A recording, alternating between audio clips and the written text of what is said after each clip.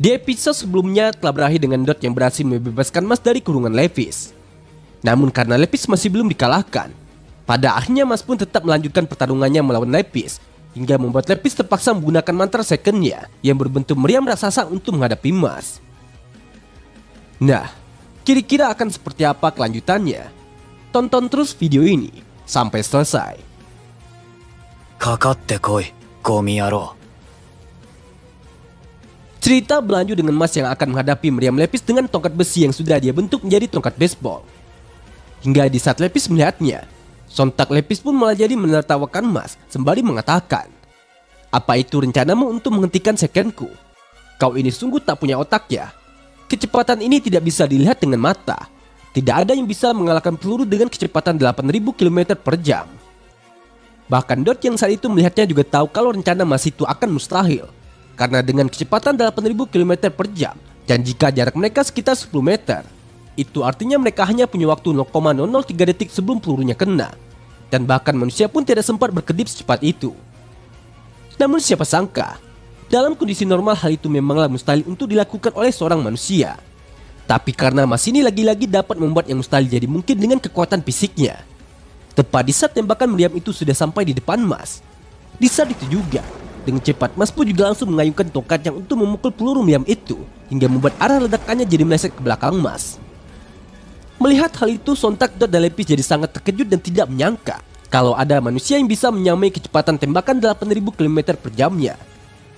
Lalu dengan sombongnya, Mas pun kemudian berkata kepada Levis, "Ya, jika kau memperhatikan gerakan pelemparnya, maka memukul baseball itu tidak sesulit kelihatannya. Atau mungkin olahraga fisik itu memang tidak bisa kau bayangkan." Sementara Levis yang kesal karena Mas berani mengejeknya setelah pukulan gagalnya tadi. Saat itu dia pun sekali lagi melancarkan tembakan meriamnya kepada Mas sembari menyuruh Mas untuk diam. Baginya peran mereka di masyarakat itu sudah ditentukan sejak lahir.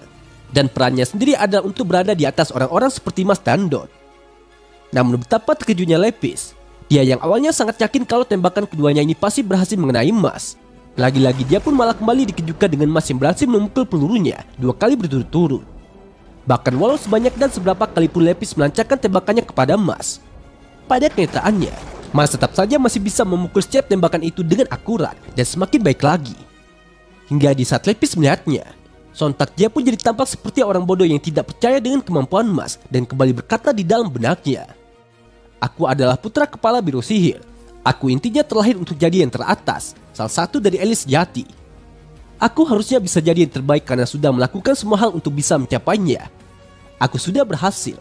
Selama ini semua penyihir yang menghalangiku sudah kuhancurkan. Aku berada di puncak dunia sihir ini, dan aku malah kalah dengan otak-otot yang bahkan tidak bisa memakai sihir." Di sini kita pun dapat melihat Mas yang berhasil menghancurkan meriam Levis dengan memukul balik pelurunya setelah menghadapi beberapa tembakan dari Levis. Lalu setelah Mas mengatakan tadi kau bilang kau belum meneteskan satu pun keringat. Hei, sekarang sudah. Saat itu Mas pun langsung saja melayangkan tinjuan mesinnya tepat di wajah Levis, hingga membuat Levis terdorong mundur ke belakang. Namun karena di lain sisi Levis ini juga sudah semakin kesal dengan Mas dan tidak akan pernah terima badut bodoh seperti Mas. Di saat itu juga, Levis pun mulai menggunakan garis ketiga buatan yang mungkin dia dapat dari Innocent Zero untuk melakukan pertarungan terakhir melawan Mas. Yang mana dengan menggunakan kekuatan dari garis tiga tersebut, di sini Levis pun langsung saja mengaktifkan mantra summon Adamas Dewa Magnet hingga membuat tubuhnya jadi dilapisi dengan armor magnet. Lalu setelah Levis mengatakan kalau Mas mustahil bisa mengalahkannya dalam wujud ini, saat itu dia pun langsung saja menarik tubuh Mas dengan menggunakan mantra attract agar dia dapat memukul Mas dengan sekuat tenaganya. Namun karena Mas tidak mau kalah begitu saja, dengan cepat Mas pun juga langsung mengangkat tinjunya untuk membalas serangan Levis dengan memberikan pukulannya juga. Tapi sialnya, ternyata pukulan Mas itu tidak berhasil mengenai Levis hingga sangat mengejutkan Mas. Levis menjelaskan armornya ini bisa merubah kutub magnetnya sendiri untuk menarik dan mendorong musuh dengan bebas.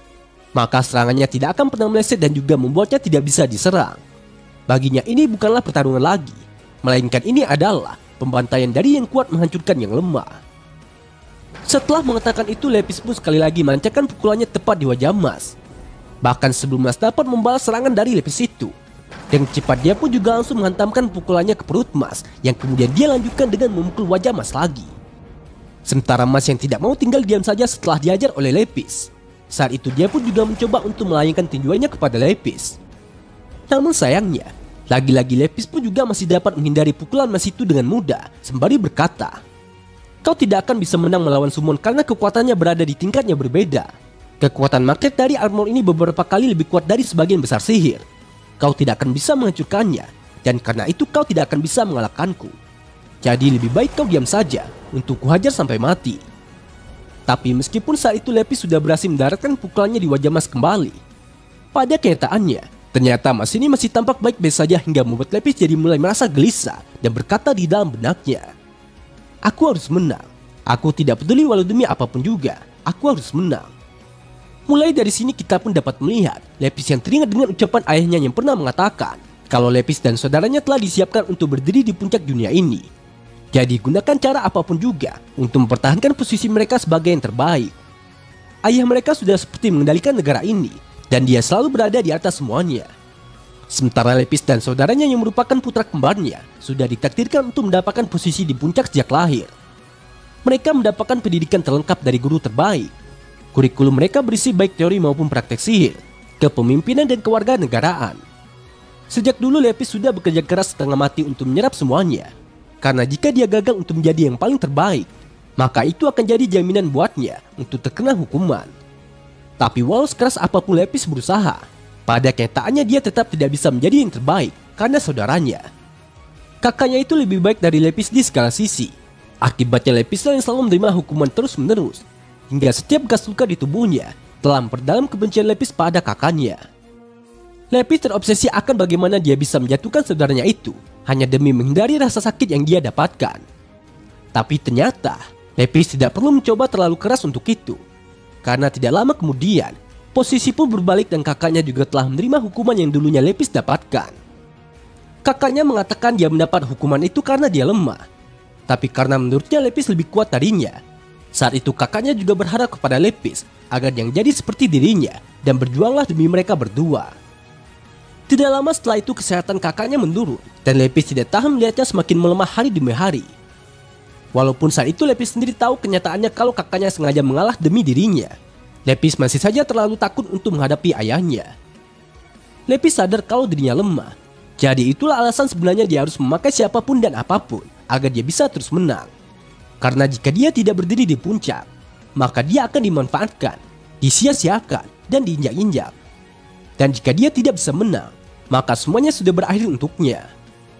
Sejak saat itu hanya kemenangan yang terus mendorongnya untuk terus berjuang. Baginya tidak ada aspirasi lain siapapun yang bisa dibandingkan. Jadi walau harus memar dan berdarah, Lepis akan menggunakan cara apapun kalau itu artinya dia tidak akan kalah. Namun betapa terkejutnya Lepis, tepat di saat dirinya baru saja akan melancarkan pukulan terakhirnya kepada Mas. Di saat itu juga, ternyata Mas juga langsung melayangkan tinjuan supernya ke tangan Lepis, hingga membuat armornya jadi hancur berkeping-keping. Bahkan ketika Lepis sekali lagi mencoba memukul Mas dengan tangan kirinya, lagi-lagi Lepis pun kembali dibuat terkejut oleh Mas yang saat itu juga melancarkan pukulannya di waktu yang sama, agar tinju mereka saling bertuburkan dan armor tangan Lepis juga jadi hancur lagi. Lepis yang saat itu menyadari kalau kekalahannya sudah berada di depan mata.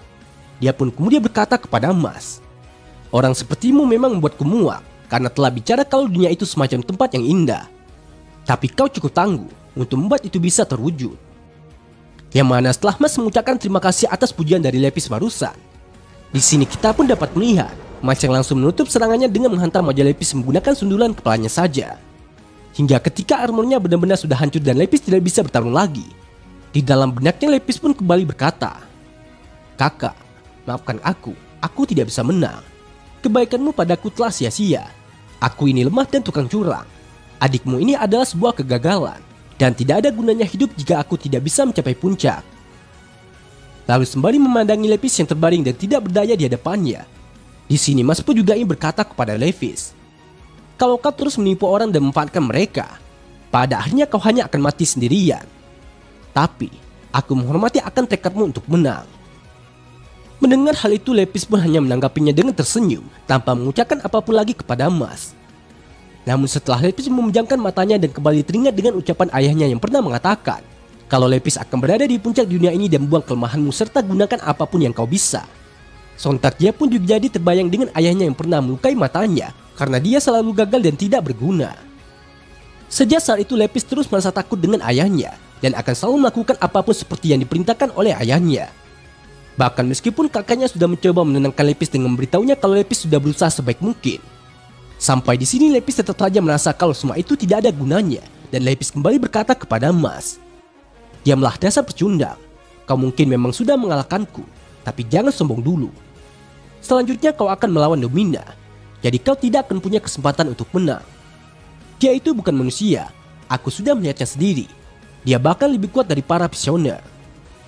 Dahulu kala seseorang telah mengajar salah satu visioner suci hingga terluka parah dan tidak ada harapan lagi untuknya. Mereka bilang Domina lah pelakunya, dan saat itu dia masih anak-anak. Bahkan yang lebih buruknya lagi, dia juga punya kekuatan dewa secara harafiah.